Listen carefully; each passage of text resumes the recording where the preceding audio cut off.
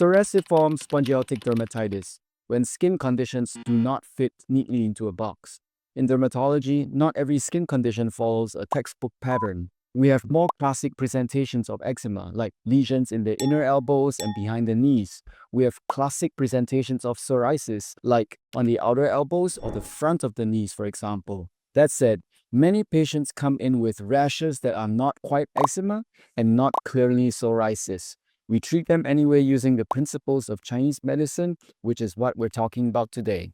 At our clinic, some of these patients come in and they already have a skin biopsy done, which means they already have a histological diagnosis, which is what you find from a tissue sample of your skin. The report may return with a term like Psoriasiform Spongiotic Dermatitis. This sounds complex, but it actually reflects something very simple. Your skin is showing a mix of patterns that overlap between psoriasis and eczema. What does this diagnosis really mean? Let's break it down. Psoriasiform means that the skin is thickening in a pattern similar to psoriasis. The psoriasiform presentation is commonly seen in psoriasis vulgaris, which is plaque psoriasis. However, it's also seen in other situations like seborrheic dermatitis, PRP, and also lichen simplex. Now, spongiotic. Like a sponge, there's inflammation and fluid between the skin cells, like a sponge.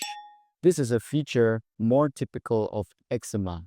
So, instead of a single disease, psoriasiform spongiotic dermatitis is a hybrid inflammatory pattern. Why does this matter clinically? Many patients we see present with features like 1. Circular or patchy lesions that are not clearly psoriasis plaques. 2. Minimal or no scaling.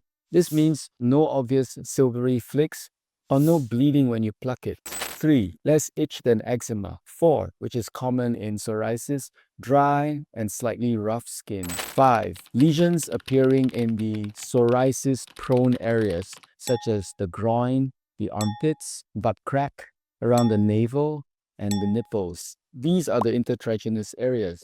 At the same time, you may also have scalp involvement that could be dandruff, seborrheic dermatitis, or psoriasis. It's hard to distinguish. You'd be thinking, maybe I just have dandruff, maybe I have a mixture, which is psoriasis. This combination often leaves patients in a diagnostic gray zone. On a side note, for some patients, it is difficult to differentiate scalp psoriasis and seborrheic dermatitis.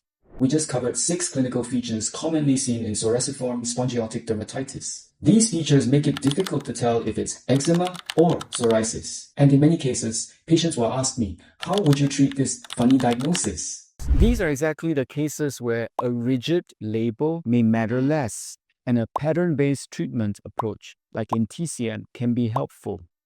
So the takeaway: if you've been told that you have psoriasiform spongiotic dermatitis, we understand what it is. It doesn't mean your condition is unclear or untreatable. With the right approach using Chinese medicine, this condition can often be stabilized, gradually cleared, and managed long-term without the constant flare cycles. If this was helpful, please like, follow, and share with your friends. Any questions, leave in the comments below. Hope you learned something, and see you at the next video. Thank you.